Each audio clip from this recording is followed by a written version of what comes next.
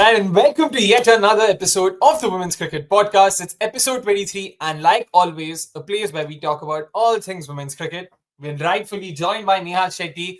Welcome to yet another episode. Excited to talk about what we are going to talk about. I'm actually really happy to be here. I think the England versus India series gets underway today, right? So there's obviously so much to look forward to. I think you would be excited too because you might be, getting a chance to catch the match live from the stadium itself. But then just the kind of hype and aura. I know some of the ads didn't age well with me. They were mentioning how the men lost the Test match. The girls will take the badla and all of that in the T20s. I don't know. Those ads just don't really sit well with me. But again, that's up to the broadcaster and what they have got to do to get the eyeballs. But all in all, just looking forward to this series and everything that's happening in the world of women's cricket. We have a lot of warm-up matches that happened, a lot of England A versus New Zealand A sort of thing, the WCPL draft and everything that was happening right in the background. So just excited to deep dive and break all of that down. 100%. And I guess another perk of actually being in UK is we don't have to listen to, our home broadcasters. I had no clue about these ads. The ads here were actually a lot more reticent, and they were a lot more egalitarian in that they had shown both the India side of things and the England side of things, how this is going to be a battle of equals and whatnot. So, yeah, it is interesting, very interesting. Of course, the game's coming live from Trent Bridge, Nottingham. I'm arguably a stone's throw away from the stadium. So that's as close as it gets to ground reporting that you can expect from the two of us, at least over here on the Women's Cricket Podcast. We'll talk about that. We'll talk about the series. The pressers also happened already. Smithy spoke about a few things. So did Lauren Bell. We'll get to it in due course. Like always, पहले chronology समझिए. So we'll start off with the West Indies South Africa series that ended earlier this week, the T20Is at least. And West Indies surprisingly managed to pull off a fantastic series win over the Saffers in the T20I series. They'd already lost the ODIs despite having won the first game. They lost it 2-1, but come the T20Is, they were really good. They won it 2-1 despite South Africa fielding a full strength 11. It's not even like they had to contend with injuries and something like that. So Neha, once again, just goes on to show that West Indies aren't a team here to just make up the numbers for starters. Absolutely not. I think the very fact that West Indies is not a part of the Women's ODI World Cup that's happening later this year, or a lot of people just ended up writing them off. But this is one unit led by Hayley Matthews that continues to perform against all odds. And the fact that they were able to put in such a commendable performance right in this series against a class team like South Africa just speaks volumes of the side. I know a lot of people will bring in this argument that, hey, it was Hayley Matthews doing, again, a bulk of the heavy lifting with respect to scoring those runs. She was the player of the match in that final game as well and was, a judge player of the series. But the kind of prolific form that she has been in is just super duper impressive. I hope, she only grows from strength to strength. We know a shoulder surgery is impending and she will be missing a couple of key assignments. But her being in that West Indies setup just means so much. But even other match winners, right? You have the likes of Claxton, you have Glasgow, you have Karishma Ramharat, who's just been doing her thing. So West Indies has been able to conjure up performances like this because they have certain players who are stepping up at the right time. So it's really impressive to see West Indies perform really well. South Africa might just need to take a moment to introspect what is going wrong. Because again, if you look at the matches, right, it wasn't like they were a bad side. They just had like a few bad overs and that kind of dictated the outcome. So probably they would want to, just go back to the drawing room and just figure out what is going wrong. But all in all, I think West Indies would be immensely pleased with that sort of a result. And hopefully, when the time comes for the T20 World Cup, probably next year, they wouldn't have to go through, say, a qualifiers route, or they'd probably be able to just make it there anyway. I mean, for the uninitiated, of course, the T20 World Cup that's happening next year would be a 10-team tournament, of which, would be a 12-team tournament, with 4 teams coming in through the qualifiers, of course. So, West Indies have directly qualified already. If I'm not wrong, Bangladesh will be a part of the qualifiers either ways. Coming back now, like you mentioned, some of the names like Hayley Matthews, I think now it's just redundant. I don't think there's anything more to add. She's a fantastic player, period. And she just continued to show why she's so good. But some of the other names who've chipped in here, like Janelia Glasgow, I know we spoke about her briefly a couple of episodes ago at the end of the ODI series, but even in the T20Is, the first T20I that they lost, she scored a 50 coming at number 6, number 7. Claxton finally got a game, from the second T20I onwards. She's also contributed with both the bat and ball. And my only pet peeve with Claxton's bowling has been the fact that she's been overdoing her slow ones massively. She has this back of the hand slow one that she's got great control over. I can't think of too many women's cricketers who've got that variation in them, but Claxton almost like a kid in a candy store. Ki bhai ek mil gaya to let me just keep at it again and again. She just kept bowling them. Like if I'm not wrong, there was also an over where I saw her bowl like 4 or 5 deliveries. So I hope, matlab, over time, of course, she's still very young. With age, she gets that experience, understands how to use those variations and whatnot. With the bat, Grimmond once again continued her good form. After starting off so well in England, scored a 50 on debut, if I'm not wrong. And then from there, for her to, kick on the way she has. Also, she's got shades of Hayley Matthews in the way she bats. You can almost see. I kid you not, one of the shots she played, I really thought that was Hayley Matthews. I really did. So very good. I mean, signs of good talents. That's always a very, very, very heartwarming thing to see. And then you've got Kiana Joseph up top, who's not done too badly herself with the ball. You've got the likes of Karishma Ramirak. You've got Claxton doing decently. You've got Glasgow as well chipping in, and Affy Fletcher, the highest wicket taker in the series. Well done to her. I know that I berated her at the end of the English series. Ki yaar, ekdam form ghatya. She was very inconsistent. But the way she's come back first in the ODI series and then in the T20Is, kudos to her. The fact that a fully fit and firing Affy Fletcher would go a long way in ensuring that West Indies would make a step in the right direction come the T20 World Cup, come the ODI World Cup in the future as well. So kudos to her, kudos to the Windies as well. A spectacular win. Hopefully we will get to see them play a lot more cricket going forward in the year too. Actually, quickly to add a point here of Affy Fletcher too, right? I remember reading this stat. I think it was again Hypercost. At this point, Hypercost is God when it comes to stats. Hypercost is someone who does remarkable work in women's cricket, but she actually tweeted how Affy Fletcher post childbirth has probably been at the peak of her prowess, picking those wickets, getting a lot of things sorted. So hopefully she continues to grow from strength to strength. And really nice to see stories like this, right? Because most of the times people assume that, hey, after pregnancy, things get really tougher. Motherhood can take a toll on a lot of these cricketers, but you have case studies like Affy Fletcher who are actually doing even better. And probably this series was an indicator of sorts. That's definitely nice to hear such stories. Another nice story that we've got into here is that Shreyanka Patil will finally play some cricket, at least televised cricket. Speaking of the WCPL, that is closer home in some sense, closer to the Windies and another. The squads were announced. The draft was done and dusted. I don't think there was a draft as such. The signings were announced, and we've got a fantastic lineup of overseas stars who will be featuring among some of the best of the talents in the Windies. Shreyanka Patil is, of course, one of 3 Indians who will be featuring in the WCPL. Shikha Pandey being one of the other, of course. She was also part of the TKR last year. And then we've got an uncapped Saloni Dangori, who will also be a part of the WCPL. Make no mistake, this is a girl who's not even played WPL, who wasn't even picked by any of the WPL sides, and now she finds herself featuring in Shah Rukh Khan's Trinbago Knight Riders, of course, the leggy from India. Neha, bhai, thoughts on that? Honestly didn't see it coming because everywhere the news headline was, 3 Indians have been picked up in this WCPL draft. You normally assume it's probably going to be Jemima, Shreyanka, and Shikha Pandey, but to see Saloni get picked was amazing. Actually, Akshay, Saloni was a part of the Delhi Capitals setup as a net bowler.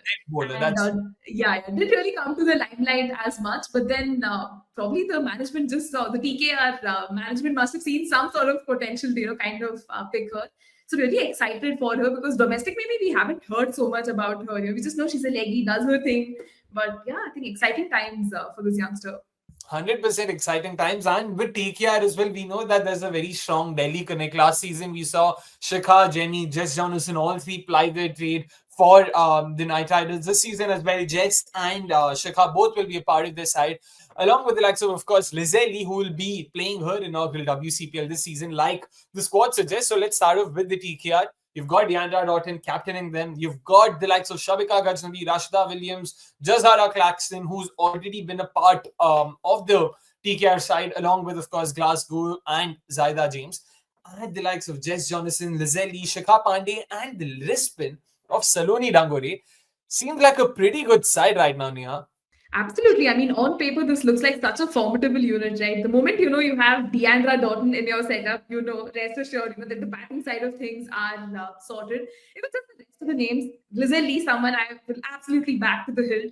Really happy that she finally gets her due. Will be playing in this WCPL as well.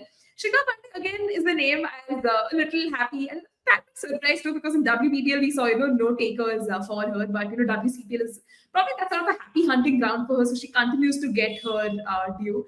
And even just looking at the rest of the squad, you have the likes of Rashada Williams, you have Zaida James, all of them are proven match winners for West Indies. And the fact that they're part of PKR, I think they're going to do really well. And all in all, the unit does look very settled. Probably last season wasn't one to remember, but then they will look to come back really strong. And this team is just probably giving that sort of a vibe. This team is giving you that sort of a vibe. What about the defending champs? The Barbados Royals, of course, led by Hayley Matthews herself. And then you've got the likes of Chinelle Henry, Affie Fletcher, Alia Lane, who all are a part of the Windies' first 11 right now when it comes to T20Is. And then add also Kiana Joseph, of course. Then you've got Chamari, Georgia Redmayne, Courtney Webb, and Shreyanka Patil. Once again, a very nice mix of overseas players and youngsters. But Neha, when you look at this, first of all, what I can think of is quite a few left-handers over here. Chamari comes to mind. You've got even Kiana Joseph up top. You've got Georgia Redmayne too.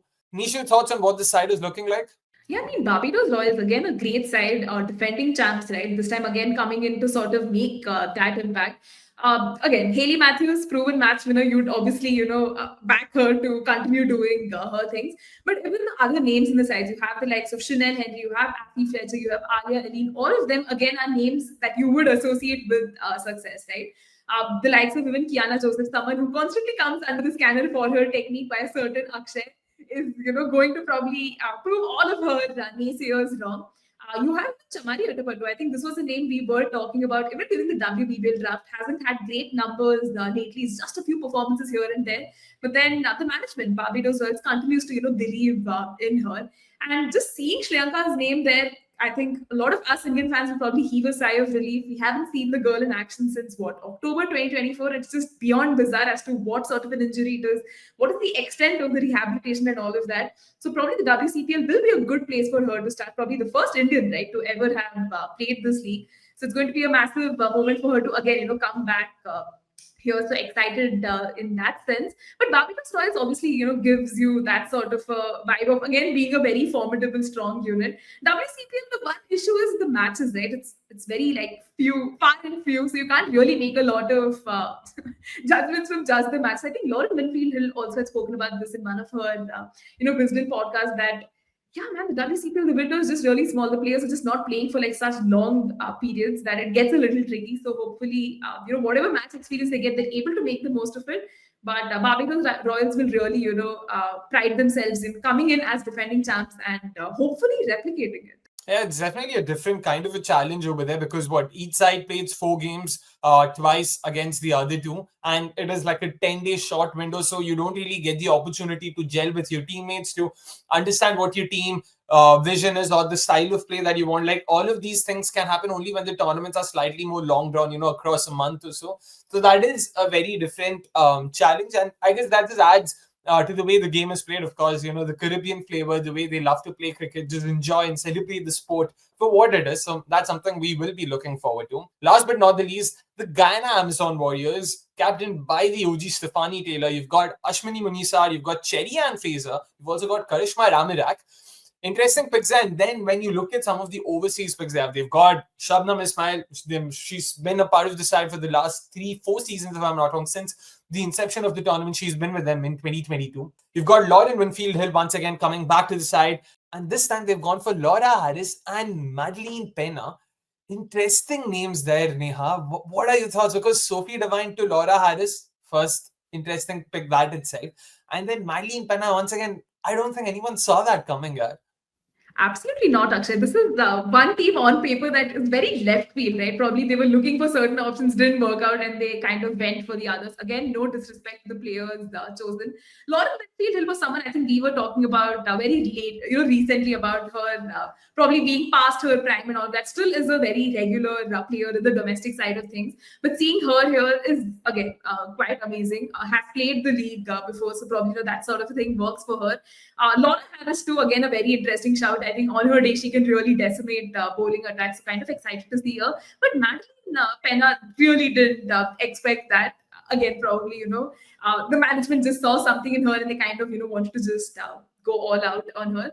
I think when you just look at all of these 3 squads, probably Guyana Amazon Warriors looks a tad bit weak probably on certain reserves and certain departments, whereas TKR and Barbados Royals look much more advanced in that sense. So let's see how the season sort of pans out, and I think as fans we would also kind of keep our fingers crossed that the league expands beyond just these three teams, and we see a lot more takers for women's cricket in the Caribbean. So yeah, let's see how that pans out. Yeah, definitely. I do agree with you that Guyana probably seems the weakest of the lot, relatively speaking, that is. And in general, some of the overseas picks are even Courtney Webb for that matter. To some extent, I don't mind even talking about Georgia Redmayne herself. Like, I think there are better options available across the world. Like, what happened to even a Georgia Plymouth? Georgia Wall might be busy with Australia duties. The A tour will also be happening around the same time, which we'll talk about much later. But दूसरे नाम है यार, like I don't mind even going for a Kiran Navgire for what it's worth. Like again, might be left field in the sense कि India के लिए नहीं खेली, but she's done enough to say कि boss, I can do well, I can hold myself at least.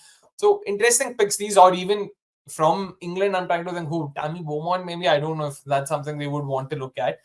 But काफी interesting नाम है, like we said earlier. Let us see how this pans out. Of course, with Guyana, the advantage at least they have is on the bowling front, you've got someone like a Shabnam Ismail. You've also got Karishma Ramirak there, Cherry and Fraser too.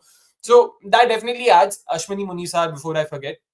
Oh, and the name that we haven't mentioned so far, the wicketkeeper, Shemaine Campbell, fresh off a really good knock versus South Africa in that final T20 I2. But again, all in all, not the worst of sides for sure. And definitely each of these three sides have clearly upgraded themselves from last year in the sense that now a lot of these names have played for West Indies. They've played at the highest level and have also shown that they have it in them to do well. So be it Glasgow, be it the likes of Zaida James, be it even Claxton, of course. So there are plenty of names. Kiana Joseph also. I know Kiana Joseph had been a part of the side regularly before too, but World Cup maybe saw her opening, and then from there she's really kicked on a notch or two above, and that's very heartening to see yet again. And it just hit me. West Indies, South Africa, we only spoke about the West Indies side of things briefly. South Africa के बारे में कुछ बोला नहीं है. I think they've definitely got a lot more questions to answer now that the series has ended, because Miani Smith, huge positive. The way she played that 50 also in the last T20, I'm very happy for her. And she's also looking really good over there. So in case Annika Bosch isn't available, a name to watch out for. But Sunil Lee's opened in the last T20, I Neha. Laura Wolfart came in at number 3. I don't know, first of all, why did they even go ahead with that? What were your thoughts? I think this was probably a move directed to kind of preserve Laura Wolfart for coming in later on, because the skipper herself hasn't been in the best vein of form. We've seen a lot of ups and downs lately. And with the World Cup coming in, they probably thought, hey, probably let's have her come in later. Again, this is me just speculating because it just doesn't make sense, right? South Africa has done a lot of experiments in this series with their batting order, if you've observed. So they're probably treating all of these matches as just, practice as they head to the World Cup. But again, just looking at South Africa, I mean, one of the positives, so to say, has to be the likes of Tasman Brits. Again, does come under the scandal a lot for, various reasons. Strike rate for them. यहाँ पे luncheon लगा रही है, देख लो. Yeah, I mean, she's been fantastic, right? The series, scoring such crucial runs. I know the last match wasn't probably one for the exhibition, because again the strike rate and all of that thing came into consideration. But even Marisan Cup, right, for all that's worth, we did expect her to come back really strong. I think she too tweeted and like posted on Instagram that it was probably not her best series. She's looking and working on her fitness and hoping to unlock that best version of herself very soon. So let's see how she kind of goes. The other positive, as you rightly mentioned, was that of Mian Smith, right? I mean, scoring that half century and just making her debut in the series, a youngster doing so well, was really good. But South Africa again probably has to reflect on that batting order and where they want to bring in certain players. For me, the bone of contention, I think something we discussed last time around, was Nadine de Klerk and her entry point.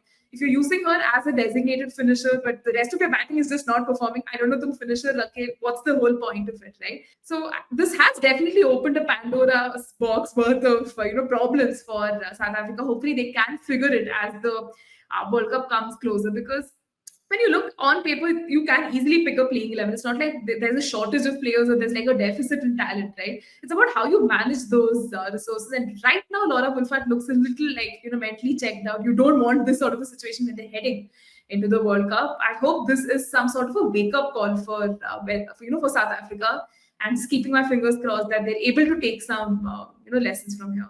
I still don't buy that argument entirely, though. Like, sure, Laura might not have been in the greatest of form, but she's not looked out of form. She's played her shots well. It's just one of those phases where you're just getting out to everything.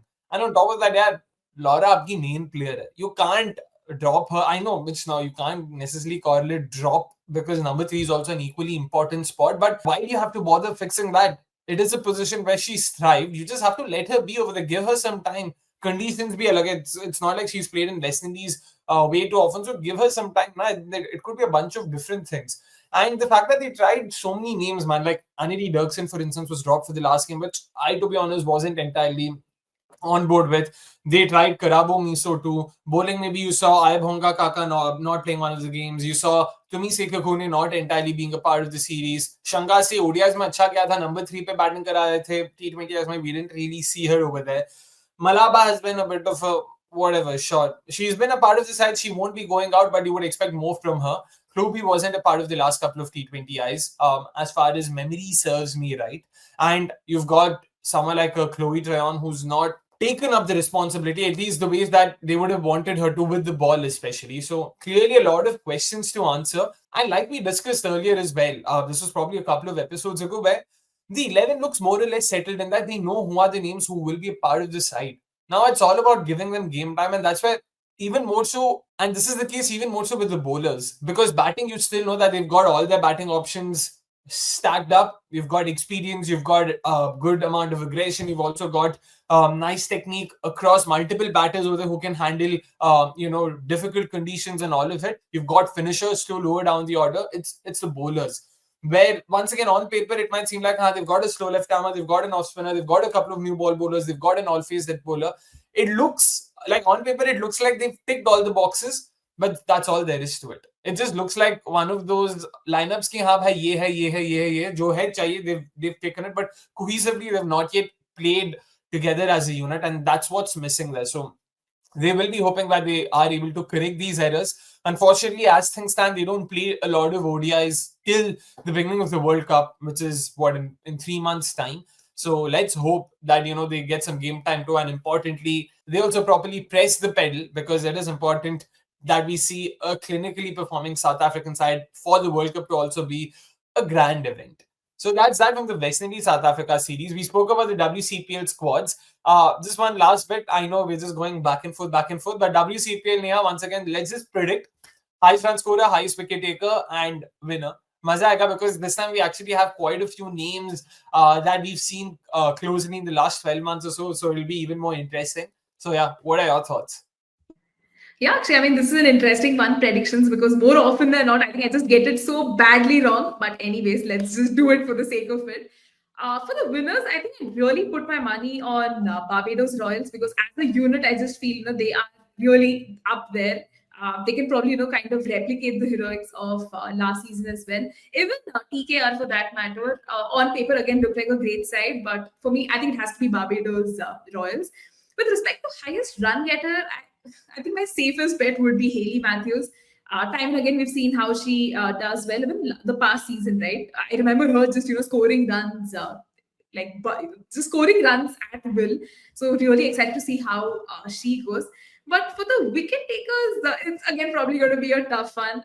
Like my heart really wants to say Shreyanka Patil, because she's coming back. She would want to make that sort of a statement performance. I think I just stole your answer there, Akshay, but you know where I'm coming from. The sentiment is in the right place. So she's someone I'm definitely watching out for. I think a good WCPL performance will keep her in selectors' radar and contention for that World Cup that's happening later at home. So I hope this is that sort of a breakthrough series for her. Again, this is me just being an idealist, but yeah, at least I think these would be my very predictable picks, I'd say. Yeah, predictable for sure, but still solid picks. You can't fault, anyone who goes ahead with such names. I will predict Guyana Amazon winners as my winner. This is more of a wish than a prediction. I really hope they do, because TKR won the inaugural season. We saw Barbados Royals win the last couple of seasons, and Barbados versus TKR has been the final in 2 of the 3 seasons that they've played so far. They being the WCPL. So I hope Guyana Amazon Warriors also just punch above their weight. It is important for the tournament that multiple sides are doing well. If it once again this becomes two sides doing really well and one side not, which we are slowly seeing in the WPL too, where a couple of sides are doing well consistently and the others not so much. So I hope that such patterns don't emerge and they just keep changing these patterns and new trends keep coming out of it. So just for that sake, Guyana Amazon Warriors. As a consequence of me predicting Guyana Amazon Warriors, I'm also doubling down on some of my other predictions. So I'm hoping that the highest wicket taker would be Shabnam Ismail, because if she does really well, which she more often than not does, it's not easy to handle her pace, her guile, and the way she just moves the ball so prodigiously. If she does well, I think Guyana Amazon Warriors will be in a very good position to win the tournament. So I am predicting her to be the highest wicket taker. Run scorer के लिए भी I was hoping कि कोई है क्या गायना से, but यार नहीं यार, none of them who Lauren Winfield Hill, Stephanie Taylor, yeah, ठीक है, Laura Harris यार number 6, number 7 पे शायद खेलेगी. So I'm not too. If anything, I think Shemaine Campbell is the best option. Or this is my best bet if I had to go for one, but I'm not picking Shemaine Campbell. Haley Matthews will be. I know it will be Haley Matthews, so I don't even know if I should predict someone else. But he can just, for the heck of it, I don't mind Barbados Royals not even making it to the final. Much against me seeing Shreyanka Patil not make it to the final. I'll see Deandra Doughton doing really well with the bat and ensuring that her TKR folks come into the final with the Guyana Amazon Warriors. So those are my predictions. Guyana to win. And you've got Shabnam Ismail to be the highest wicket taker and Deandra Doughton to be the highest run scorer. Like I said, more the wish than a prediction, but fingers crossed that wish bhi puri ho jaye and the prediction also comes true. So that was that from the WCPL side of things. We've discussed a fair bit about it. Swiftly moving on to the next talking point, which of course has to be the ECB Development 11 versus India A games that happened last week. A couple of very tight games, at least that's what the scorecard indicates, and that's all we can rely upon. Unfortunately, no highlights available. There were clips of the boundaries and wickets, but there's only so much of a story that you can carve out of just the boundaries and the best events of the game. So we have relied on the scorecard a bit, on what some people who were there on ground had to say about the games themselves. But starting with the one-day game that happened earlier, Neha, the scorecards in front of you. क्या लगा भाई? I think the pitches, right, in both of these matches were just absolute like roads, because in the one day game itself, ECB Development 11 ended up scoring like a 353. Actually, just talking about the ECB women's development team, most of the players have actually already played for England, so I'm not sure development kahan ka hua, but it was just a very competitive, England B team that India was sort of squaring off against. India looked quite lackluster. Let's be honest. I'm not going to mince words, because our bowling looked very much all over the place. Almost all the bowlers going in excess of economy rates like 6 plus. Probably the only positive was Sri Charan, getting those 3 wickets. But again, she went for like 71 runs. Again, you can't make a lot from the scorecards itself, but none of the pacers were amongst the wickets, which was a little concerning. Arundhati Reddy was economical, but again, it wasn't going to be enough, because England just piled on our misery, made like 353. Again, probably not the most ideal way to get started with your tour. And India did experiment with a lot of bowlers because it was a warm-up match, right? But even just looking at India's innings, except Harleen there's just absolutely nothing to talk much about, right?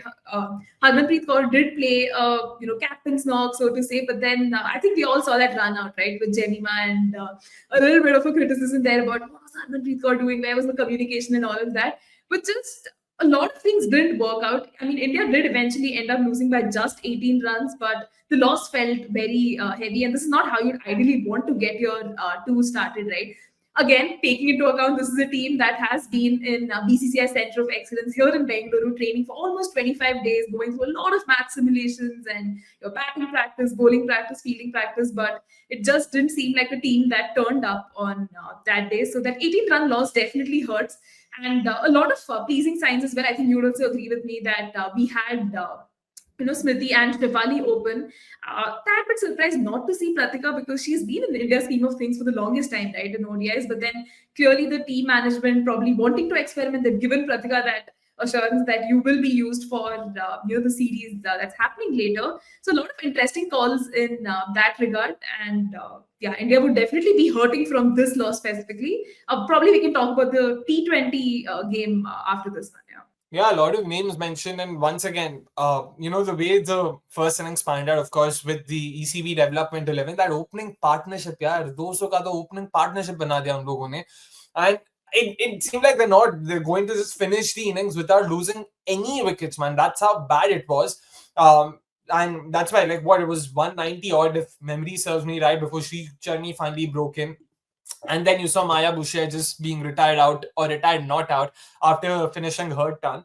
But almost everyone contributed for the English side. And you look at it, Danny Whitehorse got his start, Davidson Richards got his start, Holly Armitage was probably the only one who surprisingly got out hit wicket. And then Tate Schofield as well herself scored another useful 34, coming in at number 6, number 7. So good on her. And with the bowling, man, that bowling just left so much room for desire. First of all, Arundhati Reddy, I don't know why did she bowl just the 5 overs. And similar was the case with Kranti Gaur. Both of them just bowled 5. Kyun bhai? They are arguably going to be your frontline pacers come the game. So why haven't you just gone ahead and given them the 10 overs that they need? On the other hand, you saw Radha Yadav and Sri Charni bowl 9 overs apiece. Amanjot Kaur bowled more than Kranti and Arundhati, and she went, and she copped a few blows. 6 overs, she conceded about 56 runs. There's no clue, man. No clue. And Saili Sadkari, 3 overs, none for 14. She started off decently, I'm assuming, because we haven't seen the game. We don't know how those 3 overs were. But the fact that she conceded only 14 runs makes you wonder why wasn't she given a bit more? Why wasn't she bowled a bit more? And we won't have answers to this, so we can only wait for the game to start. And based on the way they also batted, yeah, I'm sorry, I know Harleen scored a ton, but she was at about 60 odd of 40 deliveries to begin with, 62 or 45 to be precise. So when you look at the match, her last 38 runs came of 45 balls. And that's not done. Yeah. When you're at 62 of 40, 45 balls, you are expected to kick on.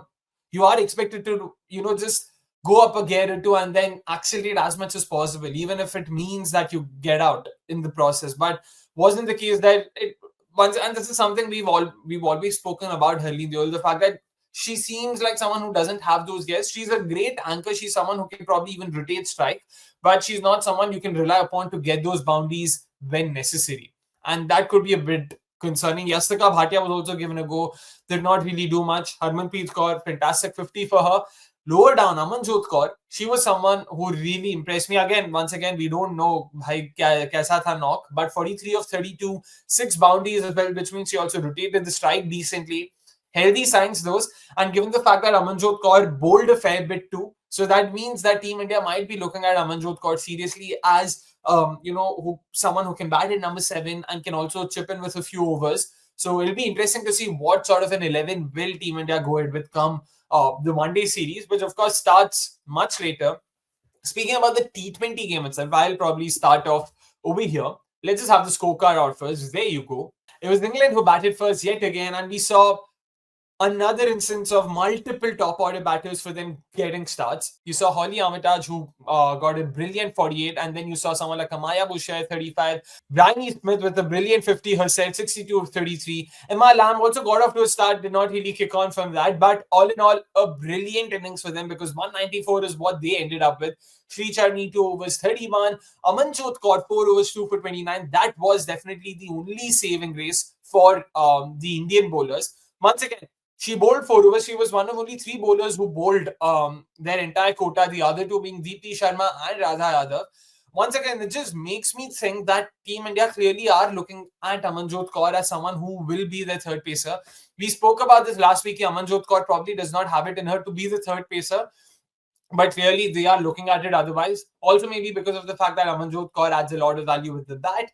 And if she is able to chip in with 2 for 29 consistently, I don't think anyone would be complaining about her bowling performances. And then with the bat in hand, India did come eerily close. They ended up losing the game just by 6 runs. In fact, the game went on until the last over. So kudos to them. They at least made a game out of it despite chasing such a high score.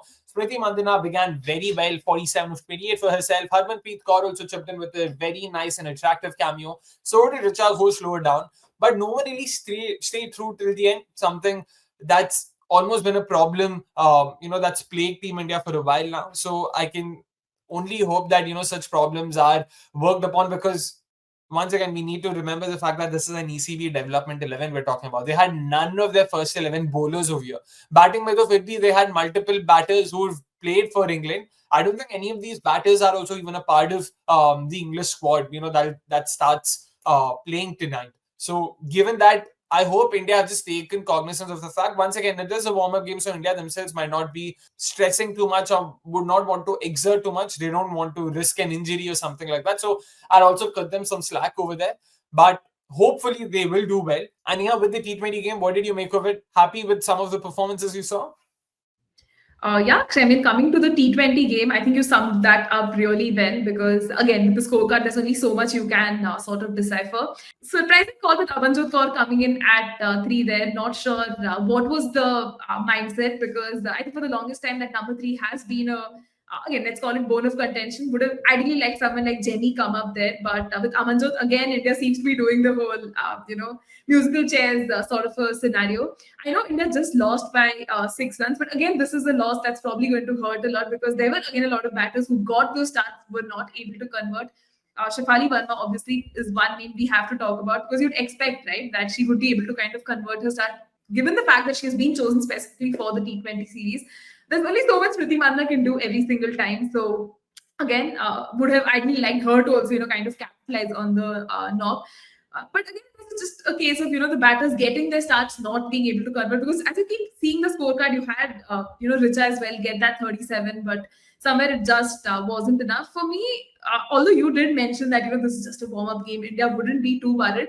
But just looking at the English summer right now, I think you'll probably agree with me that the wickets have just been so flat, and we've just been seeing runs being scored, in bulk, right? Be it the men's test series, be it the England A versus New Zealand A series that I think we hopefully will be talking about later.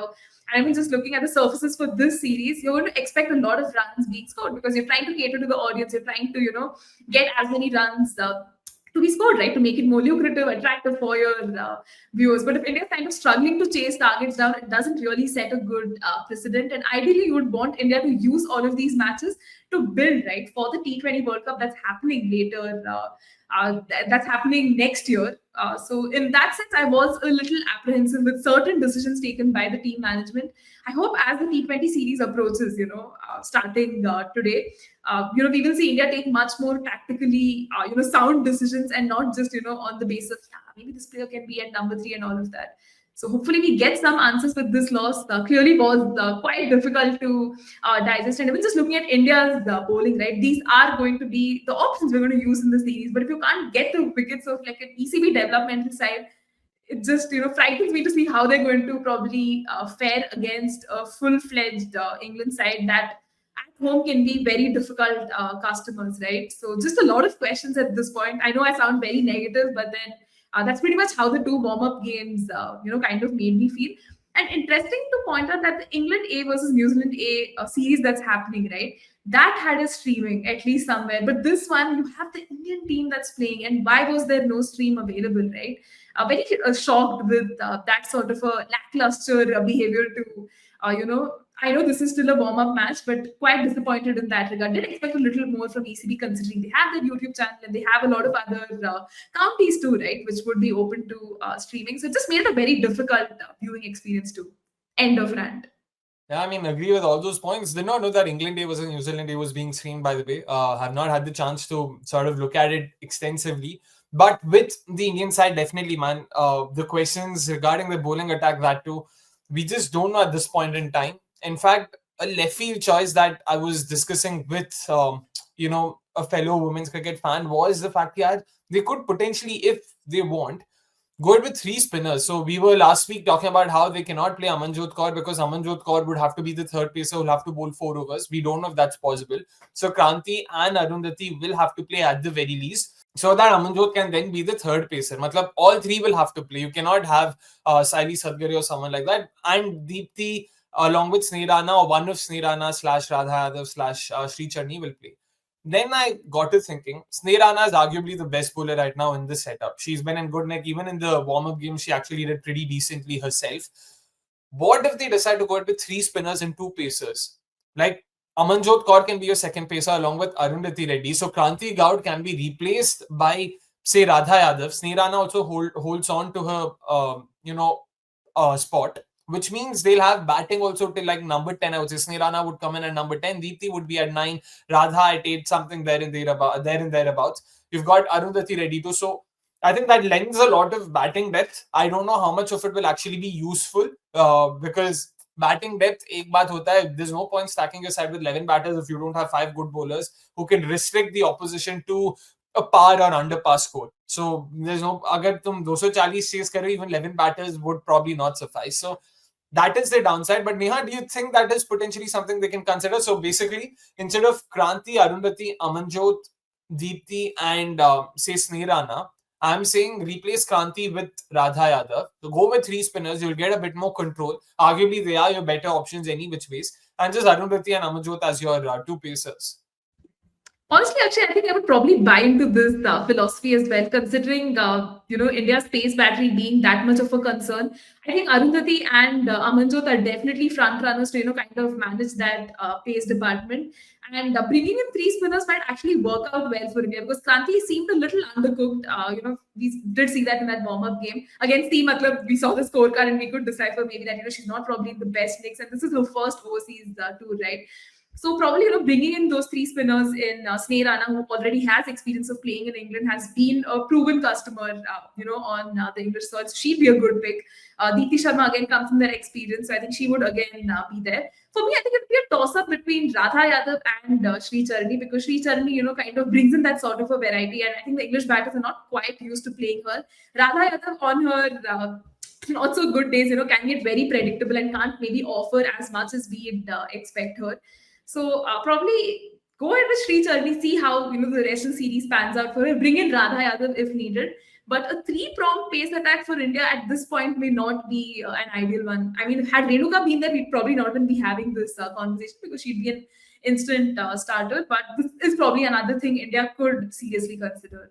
I mean, if everyone was fed Renuka, Pooja, Titas and whatnot, so tab to baat hi nahi hoti. It's just that given the circumstances, something even Smriti spoke about in the pre-match presser yesterday, the fact that they recognize and are aware of the fact that this isn't their first choice pace attack. But that doesn't mean that they're not backing them. Smriti was also quietly confident about the fact that they might not have a lot of experience, but keep an eye out for them, watch out for them. They could punch above their weight and surprise quite a few over there in the middle. So fingers crossed that does happen. Last bit about the pre-match presser, jo kal hua, Lauren Bell, Smriti, they did have a couple of things to say. Anything of note for you? Not really, Akshay. I mean, Lauren Bell was again talking about the time she spent with Priti Mandana at Southern Brave, the kind of rivalry that they have, when they square off against each other when they play nationally as well. But interesting to see Smriti come in there because apparently Harman was unwell. So Smriti, stepping in as the deputy, possibly captain in the next 2. You never know.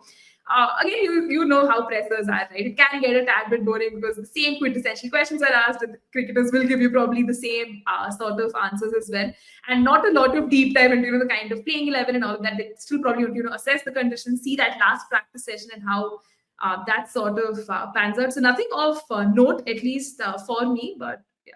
Chalo bhai, dekhte hain kya hota hai. The episode goes live at 7 p.m. and the game, if I'm not wrong, starts at 8 p.m. IST. So ठीक है, so it starts at 7 p.m. Thank God I know. So नहीं तो मैं stadium late पहुंच जाता. So good to know about this. So 7 p.m. which means 2:30 p.m. local time would be toss, I presume, and 7:30 p.m. IST, which is 3 p.m. local time, is when the game begins. The first ball will be bowled. So that was that from, of course, the ECB 11 bit. Closer home, WPL की भी थोड़ी बात कर लेते हैं because we have an update there too. John Lewis has been let go of by the UP Warriors. In all fairness, a decision that we all saw coming. Matlab, no one was surprised. I, though, for one, wasn't surprised by this. Neha, kya laga bhai? I think this was a call, Akshay, that we all sort of saw coming, right? The past few seasons just haven't gone as per expectations. UP Warriors did kind of again punch above their weight. I think the signing of Georgia Wall was probably the highlight of last season. But in all fairness, I think John Lewis didn't have the most ideal sort of a setting. In fact, even when UP Warriors kind of tweeted it, put it on their Instagram, for a minute I was like, is this just another hype reel? Like, have they actually let go of him? Then I realized, yes, it's probably done and dusted. But Akshay, for me, the next question is where do they go from here, right? You have someone like Lisa Steliker as your mentor. Would they possibly, elevate her to that head coach position? Because Anju Jain doesn't seem to be a part of the setup. Now you have two teams that are going to be looking for a coach, right? Probably again brings us back to the point: do we go for a foreign coach? Do we go for an Indian coach? Because both have their pros and cons. With the foreign coach, it again becomes that massive sort of a language barrier for the domestic players, and most of them are just sitting in the meeting wondering what's happening. Like they can just pick on a few words, but having that local coach really helps, break the barrier and connect better with the players. We have so many Indian coaches who are actually doing a remarkable job with women's cricket for women's cricket as well. So it just opens that box from who next after John Lewis. But to be fair, he did have a good-ish run. Could have done a lot more things differently, tactically, strategically. But I think again, he was someone who could really speak well to the team. Right, some of the reels we saw where he was actually motivating them. But that's never going to be enough, right? The results at the end of the day is something you really want to see. Seems like UP is going in for that sort of an overhaul, and I hope they find the right they find the right sort of a coach to who buys into this philosophy, and that would eventually translate to results. Yeah, about the coaching, but I wouldn't say he had a good run. I'd say he had a long run. That's it. No good bad में तो मैं शायद bad ही चुनूंगा because they made it to the playoffs just the once. Last two seasons both were horror showings to say the least. And in fact, some of their auction strategies also did not really make sense. The fact that they went back home with about what 2 crores or 3 crores or something like that remaining, and they did not even go for DeAndre Dottin. We all remember that. So I saw this coming in all fairness. Like I said up top. Now about who do they go to? I do agree with Neha that Lisa Steliker being promoted as head coach seems like the most likely and practical option because I can't think of too many names out there, yeah, who could come in and coach a side. Like I'm just thinking of female cricketers or ex-cricketers who could come in. पता नहीं यार ज़्यादा दिमाग में तो नहीं आ रहा है unless they look at some men's coach Ben Sawyer maybe once again. Could we see him coming back to the WPL? I don't think so. New Zealand also are not exactly doing too well under. But anyways, yeah, Neha. No, actually, I quickly wanted to add, actually, when we just look at women coaches in India, right? I'm not sure why people don't talk about Sudha Shah enough. She has done, her due diligence with... Yeah, she's a former cricketer. I know. I didn't know she was coaching. Apologies. Yeah, she was. Yeah, so even the likes of Shanta Rangaswamy or even Purnima Rao for that matter, I think these are again good names, can really, help get to the level of those domestic players. Even like W.V. Raman or someone like even Biju George, right? You'd love to see names like these also be in the scheme of things for a team like UP Warriors that has historically not done as per expectations, but kind of optimize all of their resources. We'll be interested to see how the WPL is going to be. Is there going to be a mega auction, mini auction, whatever it is? हो गया ना मतलब mega auction तो नहीं होने वाला है that's been confirmed by Arun Thuman himself but yeah you were saying sorry yeah so it would be again just holding my horses on that one because if we have another team that's probably not going to be added yeah that's anyways confirmed नहीं आने वाला confirm हो गया कि ये season तो नहीं आने वाला hoping against hope here yeah and also the names you mentioned yeah like Biju George, for instance, head coach, I don't know. Fielding coach, yeah. W.V. Raman, head coach, I don't know. Batting coach, I know. W.V. Raman was the head coach of the Indian side, but we also know how the Indian side was then. वैसे तो Indian side के former coaches है Ramesh Pawar, Tushar Arooti and whatnot, but I don't know if any of them would be good enough for the WPL side because these are all very performance-based roles. You can't just come there and hog the spot. They will expect some level of performances from this side, which is why John Lewis was shown the door. Now, yeah, I can't think of too many names to be honest. Yeah, unless if they decide to rope in someone from the men's side of things, like a men's cricket coach or something like that, then there are multiple options. Yeah, like slightly left field, Tom Modi, someone I rate very highly. I wouldn't mind seeing someone like him. Comes with oodles of experience when it comes to coaching teams, both international and franchise. And he's again one of those who's been consistently winning trophies, across tournaments, across countries. So wo ek hai. Simon Helmet, like Neha mentioned off air, I just put it that way for the lack of a better way of putting it. But dekhte hain, kuch naam hai. Let us see if UP Warriors look outside or they decide to just look within and give Lisa Steliker the much coveted spot. So yeah, with UP Warriors, again, time still left, be the auction, be it even the releases to be announced. I think we will start seeing a bit of conversation around the WPL to begin probably post the World Cup. November 2nd is the final. After that is when you'll start seeing teams announce their releases or retentions, call it what you may, and then you would eventually see the auction happen maybe late November, early December. Because this time around, first of all, the WPL is going to happen much earlier. WPL will have its own window. Going forward, it'll happen only in the month of Jan. So starting 2026, January will be the WPL window, unlike the March window that they had earlier. So that will also be something teams will have to contend with. So I'm guessing the auction will also be held as soon as possible. It can't be held mid-December and the tournament to begin in 2 weeks, and that would be very unfair on the teams too and the players itself. तो वो भी आएगा. So तब तक के लिए देखना पड़ेगा, how they look at this. Of course, the UP Warriors, that is, and the Mumbai Indians too, for what it's worth. Charlotte Edwards नहीं है. Do they also decide to just promote Jhulan Goswami to the role of head coach, or do they look someplace else? तो वो भी देखना पड़ेगा. Last bit of conversation, a talking point that we've conveniently or inconveniently missed out on talking about for the last few episodes. And Neha, every time after we stop recording, it's like, Sophie Didi ko hi bhul gaye baat karna in pe. So Sophie Devine, of course, she announced her retirement from ODIs as well post the World Cup, that is. And with T20s, she's mentioned that she will be indulging herself in a casual playing contract. At least that's how they're terming it. So she'll play for New Zealand in the T20I format as and when things are favorable to her, if she's free, if she's available. Neha, what did you make of that? Honestly, actually, I was a tad bit, I think, sad because Sophie Devine is someone who you really associate, right, with New Zealand cricket, with the White Ferns. She has served them for such a long period of time. But I think the decision taken, keeping in mind that she's 35 now, would probably, want to prioritize the kind of games she wants to play and probably just maximize all of the opportunities she gets playing in franchise leagues and all of that. So it kind of does make sense. At least she will be available, under that casual contract to play a few T20s and everything. So not just entirely leave from the setup and then have a massive vacuum to be filled, right? So in that sense, not entirely sad or surprised, but interesting to see the word casual playing agreement being used, right? In women's cricket, we haven't seen that being tossed around a lot. In men's cricket, obviously, we see a lot of cricketers opting for that. I'm sure this will probably open the floodgates, for a lot of cricketers to sort of opt for that. This is for players who don't belong to the big three necessarily and kind of want to, make money outside of their usual contracts because it doesn't pay as much, right? So Sophie Devine, yeah, obviously she will be missed. She would probably want to, end her OTI career on a high. Probably seeing New Zealand on the right side of the result with that World Cup trophy. No one really gave them a chance, right, to go all the way in that T20 World Cup. So this ODI World Cup would probably be a very fitting conclusion to her. Susie Bates, on the other hand, just seems to be going strong. Doesn't seem to be in a mood to retire or anywhere close to. So it's good that both the stalwarts. The eighth though is still a part of the setup. And in all likelihood, Amelia Kerr will, probably lead them and take things forward. But interested with this decision of Sophie Devine, and hopefully, it helps her because she did take that brief mental health break as well. To now, at least kind of being more mindful of her matches and everything. Hopefully, we will see some longevity and her playing in the franchise cricket circuit. I mean, I get where she's coming from because she's not getting any younger. By the time the World Cup ends, she would have turned 36.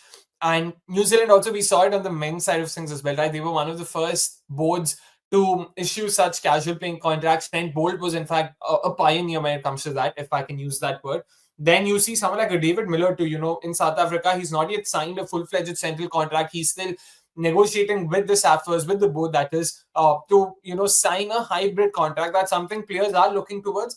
Interesting that this is happening with women's cricket as well, because Sophie Devine, I think it has more to do with the fact that she is, at the wrong side of the age spectrum. I don't think it has anything to do with the fact that she wants to play more T20 cricket or franchise leagues around the world. There aren't too many T20 freelancers that I can think of who are also playing international cricket as things stand. When you think of, say, someone like a Shabnam Ismail even, she retired from international cricket so that she could focus on playing franchise cricket and get her break. And that's how I think most players will look at over here as things stand. Because in men's cricket, I mean, the way I look at it, the reason why I think this would continue to be the case, at least in the near future as well, is because men's cricket, the contract, whatever it is, still pays you a decent amount of money. Might not be very high compared to the leagues, but it's still some respectable amount, so to say. With women's cricket, that is not necessarily the case right now. The centrally contracted players, the fee that they earn isn't too high. The match fee, of course, is on par with men's cricketers in most countries,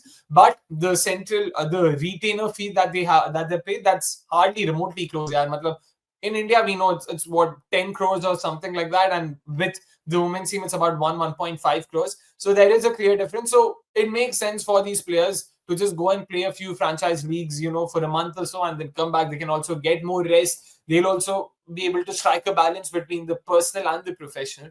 So I get it, which is why I think Sophie Devine, and what she's done right now, I don't look at it as a sign of things to come. I think this is just a one-off. She is an outlier in that she's getting old. She isn't getting any younger. She probably wants a few newcomers also to come in to be blooded into the side. So understandable. Baki, I won't look too much into it.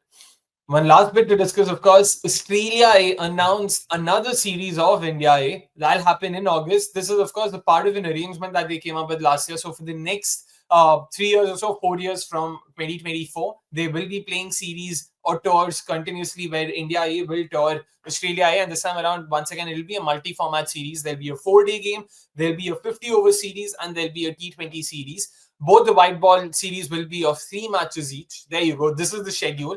And again, once again, a fantastic initiative. This is what we want to see, because when these youngsters get some game time in such conditions, that's when they also realize ki bhai karna kya hota hai. The T20s begin on the 7th of August, and all of them are being played at the Great Barrier Reef Arena in Mackay, and then starts the ODIs, not the ODIs, the 50-over games, and that start on the 13th of August. That's coming live from Brisbane. And lastly, the 4-day match will start on the 21st of August, and that'll also be played in Brisbane. But unlike the one-days, this will be played at the Allen Border Field, while the white ball games or the 50-over games will be played at the Northern Suburbs Cricket Club in Brisbane. Coming to the squads themselves, Australia have already announced their squad even. Neha, let me throw it down to you. Kya laga bhai ye squad dekhe? Alyssa Healy not playing as a captain. Yeah, actually, I mean, that really goes to show that, at least cricket in Australia, it isn't very hierarchy driven or someone or somewhere where you'd expect, the usual suspects to lead the side. Happy to see Alyssa Healy back. She's probably playing competitive cricket after February 2025. We've seen a lot of on and off and injuries and all of that. So good to see her, get to play at least some form of cricket. And Talia Meghna, of course, had to be the captain for the side because comes in with so much of experience.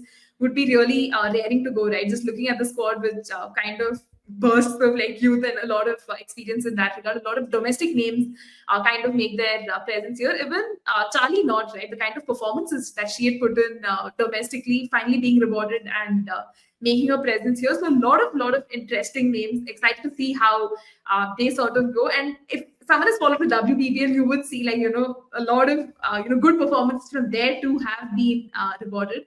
So happy to see this. Sort of a squad that has been announced, that too across all formats. And let's see how the series eventually works out for them. I really put all my eggs in Australia's basket because of the kind of squad that they have assembled. But for India too, right, it's going to be a massive exposure tour. And hopefully we also make very mindful choices. Even if some of the girls have played for the senior team, you can have them play in this A team to just get them more acclimatized and, just better acquainted with how to play against a top flight team like Australia. So just excited to see how this series honestly goes. Yeah, I mean, the one-day squad, like you mentioned, Alyssa Healy also being a part of it. Injuries have वापस आ रही है, so they want to see if she will be fit enough maybe for the 50-over World Cup itself. Maybe for the T20 World Cup itself, if not the 50-over World Cup. Some of the other names there, though, yeah, you've got Darcy Brown, you've got Kim Gart too, and again, this is not like some second string 11, like the kind of names Tess Flintoff, Nicole Fulton. Nice set of names with Charlie not being rewarded, by being made vice captain. So once again, very happy for her too. And this Australian side, lot of potential over there. And when you look at the T20 side, yaar, matlab, wahan pe bhi maza aata hai. So the T20 and the 4-day squad both will be led by Charlie Knott. Not surprised there one bit. And bowling, once again, yaar, Lauren Sheetal aa jati hai. Brilliant left arm pacer, बहुत मजा आता है उनको देखने में. Kim Garth continues, Tess Flintoff continues. Amy Edgar gets a shout, and I'm very excited to see her. Amy Edgar was a name that I was super impressed with even in the last WBBL. a very tall, lanky off spinner, a batter who then switched to bowling more off spin than just the batting. So she's also come lower down the order. But once again, very unique attributes. You don't see too many of such off spinners. It gets a bit of extra bounce. She's also very smart. बहुत मजा था उनको last WBBL में देखने में. This time around, let's see how does she feature, or how does she fare rather. You've got someone like a Courtney Webb too, who recently made headlines when she was picked in the WCPL, along with, of course, Madeline Penna, who will also feature in the T20 squad. So वहाँ पे भी बहुत मजा आएगा.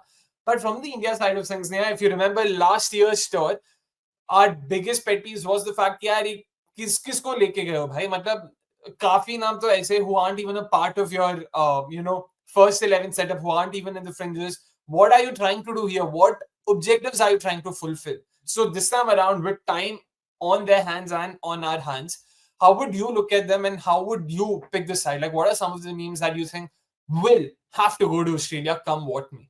Yeah, I mean, talking about last time, right? We were very surprised with some of the choices. I mean, Minu Mani was definitely someone, who I thought would be a part, but she's, kind of leading the side then, if I'm not wrong, and if memory serves me right. But even some of the other names really did shock and surprise us in equal measure. But probably this time around, I mean, I'd love to see someone like Shreyanka Patil if she's fit to, kind of play. I'd love to see Kanika Ahuja. I'd probably like to see even Kiran Navgire at least being considered for the T20 side of things, someone like Bharti Fulmali, and even a few names from our current Indian team as well. Just because this is an A2, you don't have to treat it like, yeah, it's just another assignment, but actually give the girls some exposure, right? Imagine, Akshay, if it's a young Indian team being led by someone like Jemima, right? And you have a lot of young players. You have the likes of Richa Ghosh, you have Yastika Bhatia, you have Jemima, then you have Shreyanka. You also have Kashi Gautam if she's fit by then, Titash Sadhu, Pooja Vastrikar as well. So for me, I just wanted to be a side that's bursting with a lot of like youth and not so much experience. So just treat it like a learning curve. A lot of these players have played for the senior team, so they can, probably be a part of this A side. I hope India is mindful in that regard. Even someone like Ragvi Bish, right? We did speak highly of her. Hasn't been able to make that sort of an impact so far. This could be a good series for her too. And the moment players get experience in A2s like this, when they play eventually for India too, right? You will see those performances come in. Let's take the case of Minu Mani herself, right? I think having played that tour back then, when she did play in Australia in those that very forgettable ODI series, we did see a good knock coming in from her, right? So I just hope India is mindful about the selections, not just do it for the sake of it. And it should be a young side led by someone who's played for the senior team. I would hope it would be someone like Jemima, but the management being the management, let's probably keep our expectations at the bare minimum. Yeah, Jemmy is an interesting shout. I actually had Smriti in mind simply because I think Smriti will be Harman's successor to Team India captaincy, so might as well give her more games there. And I agree with you. I don't think they should look at just bringing in youngsters for the sake of it. In fact, everyone who's right now at the NCA injured, if they're fit and raring to go, send them. Renuka Singh Thakur, yes. Tita Sadhu, yes. Pooja Vastrikar, yes. Kashmi Gautam, yes. Whoever's fit, send them there. Give them some game time. I would say even Shafali Verma. Games though, see if she does well in the 50 over games, you never know. And because the very next month India play Australia in a 3-match ODI series, if Shefali does well, that also merits her getting a shot here as well. And if all goes to plan, she might potentially even be a part of the World Cup squad. So इसलिए वहां पे एक मैं देख रहा हूँ. A couple of very left field choices that I'm thinking of. I think Nikki Prasad is a name that I would look at for the 50 over side, not T20s. Looked very assured, very unfazed at the highest level when batting, when even fielding for that matter. We all remember the kind of blinders she took on the field this WPL. So Nikki Prasad is definitely someone to watch out for. Vaishnavi Sharma, Neha had mentioned, left arm off spinner, वो भी बहुत मजेदार खेलती है, तो देखना पड़ेगा. From the under 19 setup, of course. Another couple of names, Tejal Hasabniz gave a good account for herself in ODIs when she made her debut end of last year. We've not seen too much of her because, of course, full strength 11 mein unki jagah nahi banti. Jemmy, Harman, everyone occupy a lot of spots there. I hope she gets some game time. She deserves to be a part of that squad. And once again, if she does well in Australia, goes on to show कि भाई मतलब शायद इनको भी मौका दिया जा सकता है. So Shabnam Shakil as well, Pacers में, that's another name I'd love to see if she's fit and also hopefully in form. देखते हैं क्या होता है वहां पे. Neha, any more names that you would want to add? Yeah, actually, I mean, as you were mentioning a few names, was definitely thinking of someone like Vaishnavi Sharma. I think did exceedingly well, in the India under 19 setup, was able to replicate that sort of a form even domestically. So she's one name I definitely, want in the scheme of things. Even Jeet Risha, right? I think she's someone who, after the under 19 World Cup, has suddenly just disappeared from public attention. So I think she's someone who definitely can be in the scheme of things. Such a promising batter, with very good technique, has the experience of, having played two World Cups. So I think she's definitely someone who has to be considered. And G. Kamalini as well, right? Again, the kind of World Cup she's had, she's been that sort of a breakthrough star. Loved what I saw of her, for Mumbai Indians as well. So I really hope, she gets an opportunity. Again, we're focusing the operational word here being, youth. So you have to, reward these youngsters for their performances. So it kind of seamlessly helps them transition to the senior team whenever that happens. And last but not the least, the name that I missed earlier was Joshna Vijay. I think this is a name you'd be very happy to hear as well. Just imagine her bowling in Australia. I know it might be too far fetched and might be too early for her, but why not? Might as well, blood these youngsters into the team, let them have a go. This is an Australia A side, not underestimating them. But again, it just gives you some sort of a game time and understanding, right? Then India can accordingly build their pace battery as we go ahead. I know we did talk about a lot of names, but there is just that much of talent. It's about using them at the right time, and honestly, no better series than this one. And coming lastly, of course, to the 4-day squad with Australia, Charlie Nod continues to be the skipper. With Pacers, you look at someone like a Lauren Sheetal, you've got Maitland Brown, and then some of the other names you have. Yeah, Georgia Prestwich makes it to the side. You've got Nicole, of course, once again being the vice captain. So, yeah, ये 4-day squad में भी मतलब ऐसा नहीं है, बिल्कुल भी नहीं है कि this is some second string side that can be looked past. And actually, probably just adding on to this point of Hannah Darlington too, right?